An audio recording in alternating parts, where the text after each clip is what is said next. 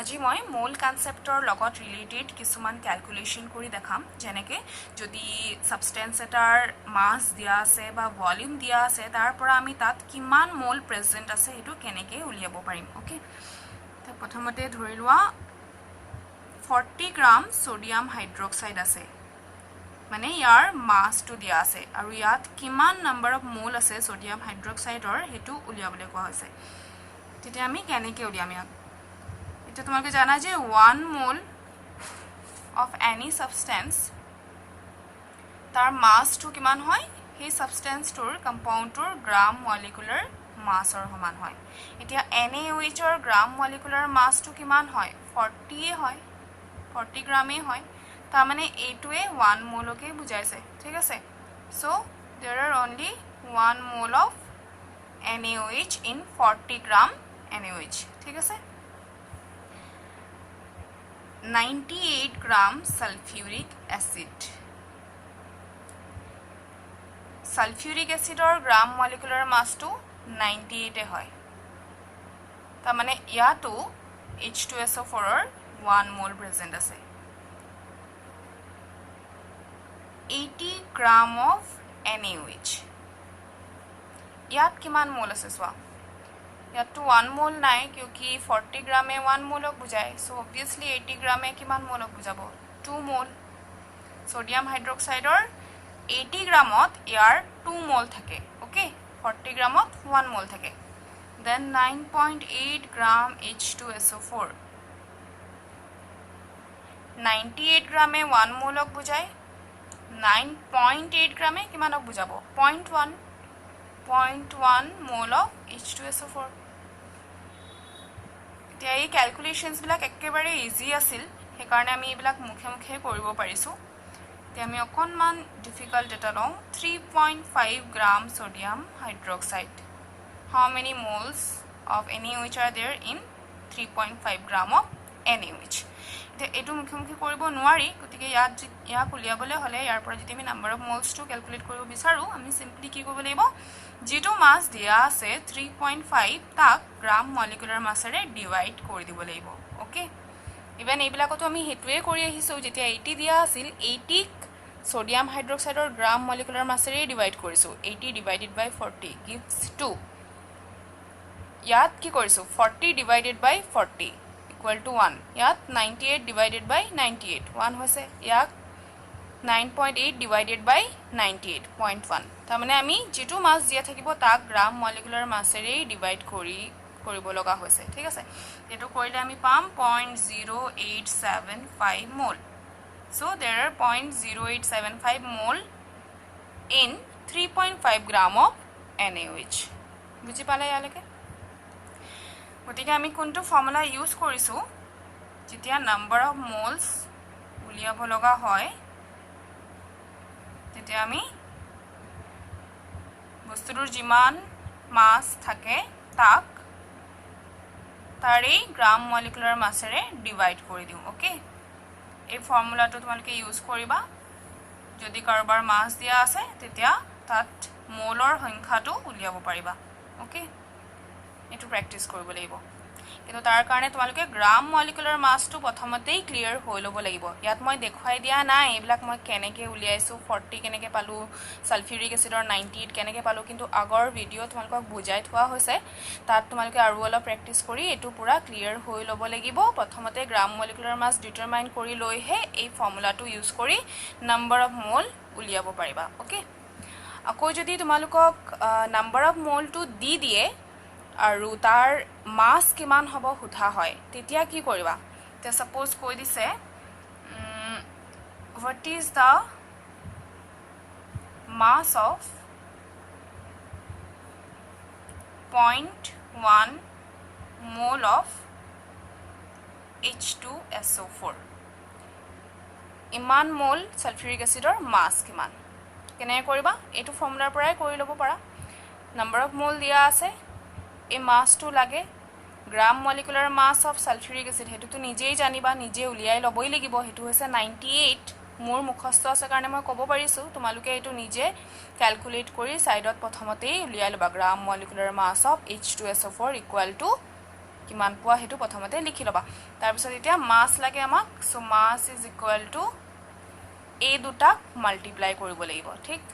number of mole that is equal to 0.1 into gram molecular mass of H2SO4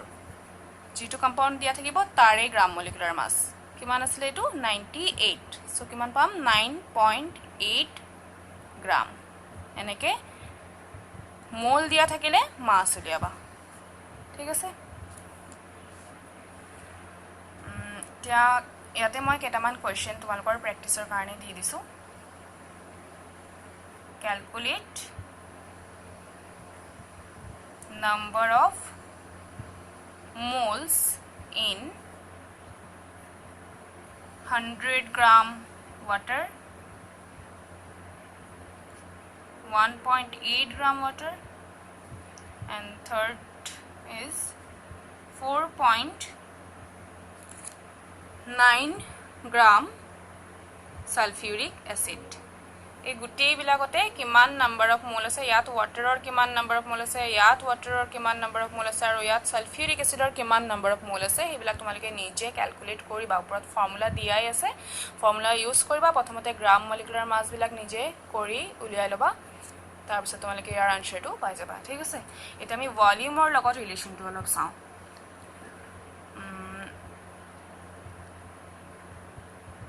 22.4 litre nitrogen gas আছে ঠিক আছে আৰু এই গ্যাসটো STP ত আছে মানে স্ট্যান্ডাৰ্ড টেম্পাৰেচাৰ এন্ড প্ৰেসাৰ আছে ইয়াত নাইট্ৰজেনৰ মোলৰ নাম্বাৰটো কিমান মোল আছে ইয়াত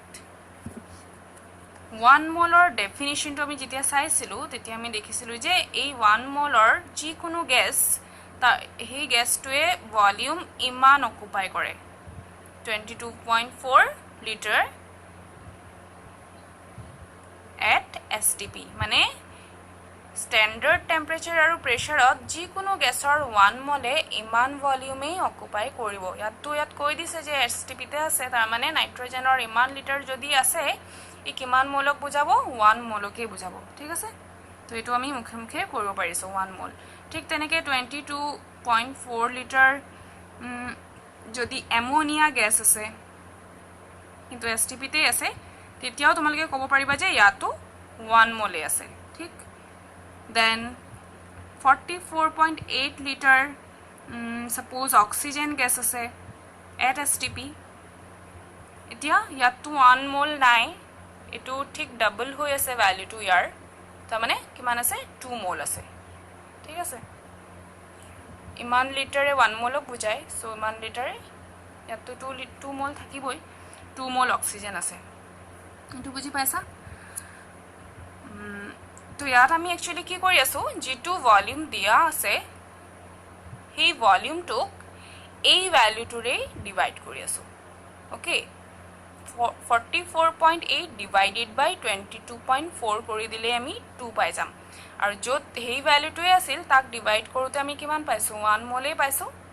so when you are to calculate number of mole from volume you have to use this formula g2 volume দিয়া থাকিব হে ভলিউম টক এটা ভ্যালুৰে ডিভাইড কৰিব লাগিব এতিয়া ইয়াৰ এই ফৰ্মুলাটো এনেকৈ আছে সোৱা নাম্বাৰ অফ মোলস টু উলিয়াবলৈ হলে আমি যদি মাস দিয়া থাকে গিভেন মাস ডিভাইডেড বাই গ্রাম মলিকুলার মাস কৰি দিও এতিয়া ইয়াতো মাসৰ কথাই নাই ইয়াত এটা ভলিউমৰ কথা আছে সেই ভলিউমটো হৈছে 1 মোলৰ ভলিউম তাৰ মানে 22.4 কিন্তু এটো আমি STP থাকিলেহে এটো ইউজ কৰিব পাৰো ওকে গতিকে কোৱেশ্চনত চাই লব লাগিব STP টো দিয়া আছে না নাই এটো ফৰ্মুলা তোমালোকে ইউজ কৰি মোল ক্যালকুলেট কৰিবা ভলিউমৰ পৰা আৰু যদি মোলৰ নাম্বাৰটো দিয়া আছে আৰু ভলিউম উলিয়াবলৈ কৈছে তেতিয়াও ইউজ কৰিব পাৰা volume is equal to number of mole multiplied by 22.4 fine the question ketaman note down kora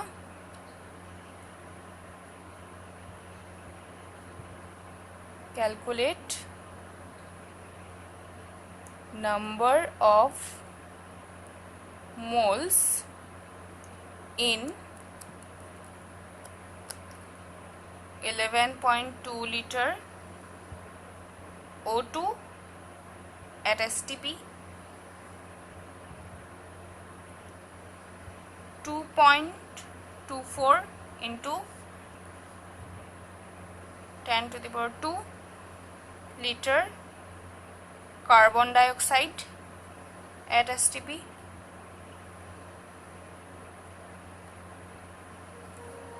Third to 22400 ml